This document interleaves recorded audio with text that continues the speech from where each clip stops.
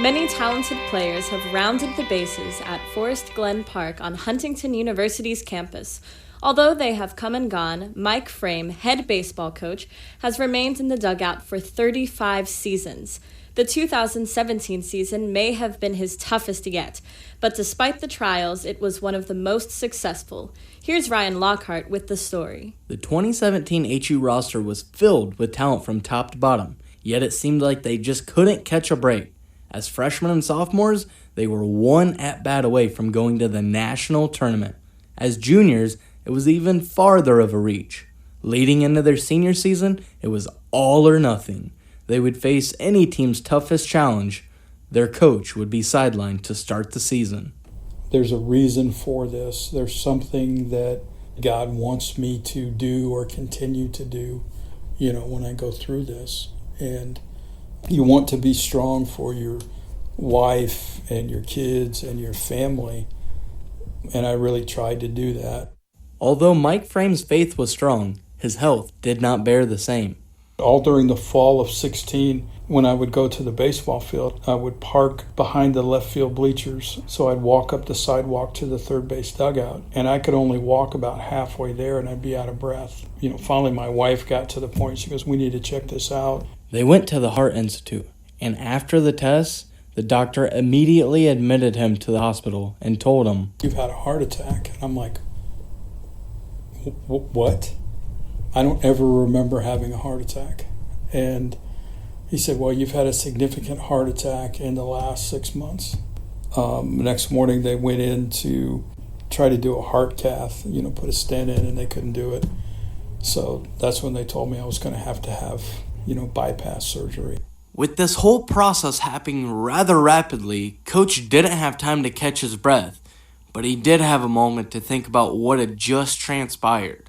It didn't really hit me until the morning that I went in for bypass. And just standing in front of the mirror in the bathroom at 4 a.m, just scared to death. When you have a faith, you have a belief that, God is going to take care of you. Mike wasn't going to be in this alone. His family was right there from the start. His son Thad Frame, who's an assistant coach on the baseball team, really helped pull his family together. I think the first thing when our family figured out what was going on, it was almost like everybody was in maintenance control. You were trying to figure out, who's going to take care of my mom, make sure my sister's all right, brother's all right. And then from a baseball standpoint, Coach Frame has done an unbelievable job with the culture here. I know Coach was gone, but we made it a point not to miss a beat. As it seemed Thad was sorting things out at home, he was faced with the dilemma of telling the guys, but trying not to disrupt the preseason workouts. From an assistant coach standpoint, and he was my father, I just remember trying to be very protective of everything, making sure my mom and dad were okay, and make sure the team was all right, make sure we had everything under control when he was gone. And I think we did a decent job of that from a family standpoint and from a baseball standpoint. Jake Hansen, senior, was a sophomore on that team. He knew there was something different about that team. Special is a good word for it. It was a special feeling to be a part of that team because early on, there was kind of the sense of like, I don't know how this year's going to go. The prior year, things didn't go as well as we probably would have liked to. But that year, going into it, once we found out, man, this is a special team, it was exciting. It was exciting to be a part of. As thrilling as it was to watch that season, baseball is about so much more. Relationships with the guys are much more important, and that almost was, like I said, a blessing in disguise for our guys to kind of just relax and understand that just winning a baseball game is not the most important thing out there. It was the relationships we had with each other. As big as those relationships with one another are, Mike was ready to join his guys and get back to coaching. Having him back was pivotal in helping drive that year because it's just that overwhelming feeling of we all went through this together. Even though it was Coach personally who went through that, we're all a team. We all felt the feelings of not having him around for practices when he was going through it. With their head coach back, the team was now ready for the season. something was different about this group from the start of the season.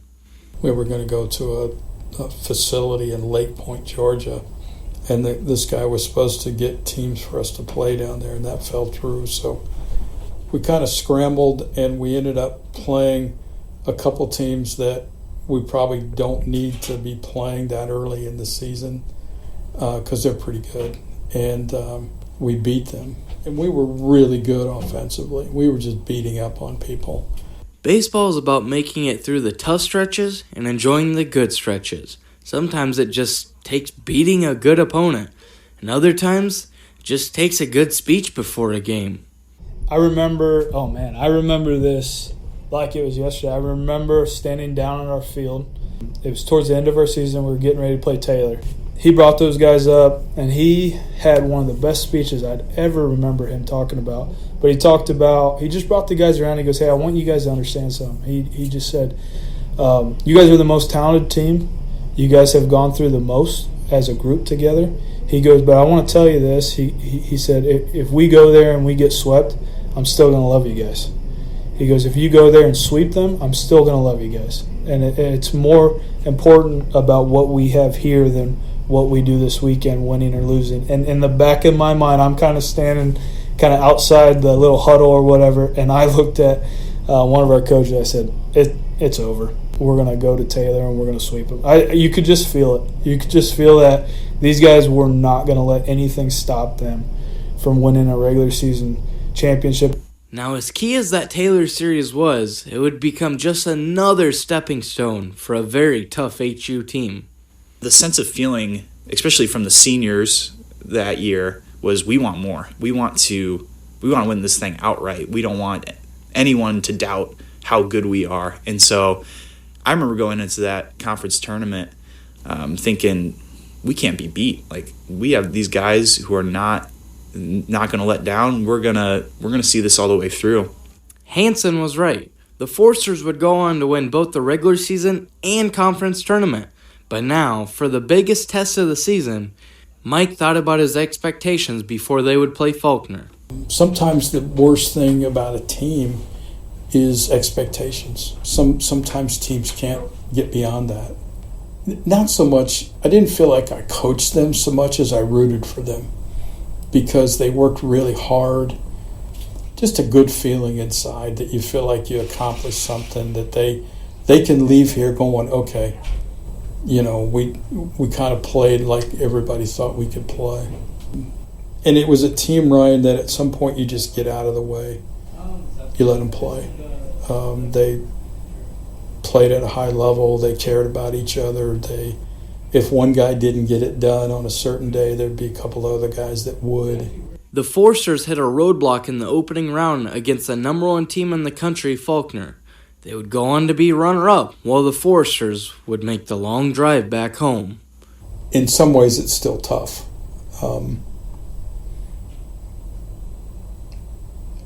I remember the game was over, and, you know, the parents, we had more people there than Faulkner did. And the parents came out on the field, and, you know, everybody's hugging each other and talking. And Faulkner, to their credit, their grounds crew just went and sat in their dugout and let us kind of wrap things up. And so there wasn't a sense of urgency to get off the field and break this up. And the more I think about that, the more I appreciate that. I remember being out in left field for like an hour, I feel like, just hugging guys, crying, telling them we love them. And, it was a couple weeks before I necessarily had the motivation to get out there and start recruiting again and start doing stuff all over again. It was a little bit of a depressed, 2 weeks, but wouldn't change it for the world. I love those guys. The emotions for the Forsters were not held back.